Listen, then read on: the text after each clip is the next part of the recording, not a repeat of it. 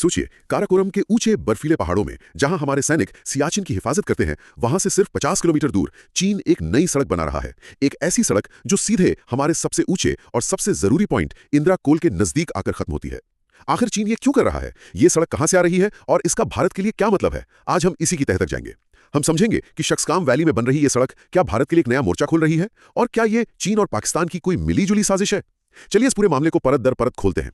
ठीक है, तो सबसे पहले ये समझते हैं कि ये नई सड़क है कहां और इतनी खतरनाक क्यों मानी जा रही है। देखिए, इसे समझने के लिए पहले हमें चीन के G219 हाईवे को जानना होगा। ये एक बहुत, आप कह सकती हैं, एक विशाल हाईवे है, करीब 10,000 किलोमीटर लंबा। 10,000 किलोमीटर? जी, ये तिब्बत को शिनजियांग से जोड़ता है, और सबसे जरूरी बात यह है कि ये भारत के LAC के समानांतर चलता है। अक्साई चीन से होते हुए? बिल्कुल, अक्साई चीन से होकर गुजरता है, जो पहले से ही एक विवादित इलाका है। अब इसी G29 हाईवे से एक नई सड़क निकल रही है। अच्छा। ये सड़क शक्सगाम वैली से होते हुए अघिल पास को पार करती है और सीधे हमारे सबसे उत्तरी पॉइंट के पास पहुंच जाती है। बिल्कुल, सियाचिन ग्लेशियर के पास जो इंदिरा कोल है, उससे सिर्फ महज 50 किलोमीटर की दूरी पर ये आकर खत्म हो जाती है। शक्सगाम वैली, ये नाम तो सुना है, पर ये इलाका चीन के कब्जे में कैसे आया? ये तो हमेशा से भारत का हिस्सा है ना? बिल्कुल, शक्सगाम वैली, जिसे ट्रांस काराकोरम ट्रैक्ट भी कहते हैं, वो ऐतिहासिक रूप से जम्मू और कश्मीर का ही हिस्सा था। अच्छा। आप देखिए, वहाँ के गाँव के नाम भी लद्दाखी और बाल्टी भाषा में है। अच्छा।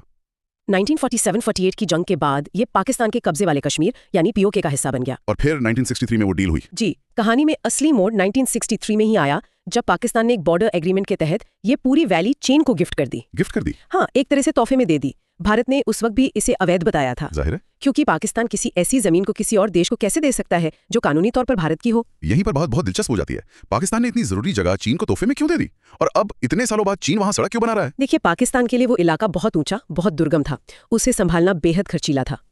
और जो अंदर की कहानी कही जाती है वो ये है कि उन्होंने न्यूक्लियर और मिसाइल टेक्नोलॉजी के बदले में ये सौदा किया। ओहो। अब आते हैं चीन के मकसद पर, जो एक नहीं बल्कि कई हैं। पहला और सबसे बड़ा मकसद है भारत पर सैन्य दबाव बनाना। कैसे? ये सड़क चीन को एक ऐसा विंटेज पॉइंट देती है, एक ऊंची जगह जहां से वो सियाचिन ग्लेशियर में भारतीय सेना की हर गतिविधि पर इजी से अपनी सेना सियाचिन के पास तैनात कर सकता है, जो भारत के लिए एक बहुत बड़ा खतरा है। बिल्कुल, ये पहला मकसद हुआ। दूसरा मकसद है चीन और पाकिस्तान की दोस्ती को और मजबूत करना। वो कैसे? देखिए, POK में चीन पाकिस्तान इकोनॉमिक कॉरिडोर यानी CPEC चल रहा है। जी। ये सड़क CPEC जैसे प्रोजेक्ट्स को एक तरह की रणनीतिक गहराई और सुरक्षा देती है। और शायद एक वैकल्पिक रास्ता भी। आपने सही पकड़ा, ये चीन को पाकिस्तान पहुंचने के लिए काराकोरम हाईवे के अलावा एक और रास्ता देता है, जो हर मौसम में खुला रह सकता है। और तीसरा मकसद, क्या कोई आर्थिक एंगल भी है? निश्चित रूप से। तीसरा मकसद है इलाके के संसाधनों पर कब्जा। संसाधन? वहाँ क्या है, गिलगित बल्तिस्तान में यूरेनियम, सोना और मोलिब्डेनम जैसे कीमती खनिजों के बड़े भंडार हैं। अच्छा। और रिपोर्ट्स के मुताबिक चीन की कंपनियों को वहाँ माइनिंग के लिए 200 से ज्यादा लीज मिली हुई है। तो ये सड़क उन खनिजों को चीन तक पहुंचाने का एक आसान रास्ता बन सकती है। बिल्कुल, एक सुपर हाईवे। ये तो काफी गंभीर बात है।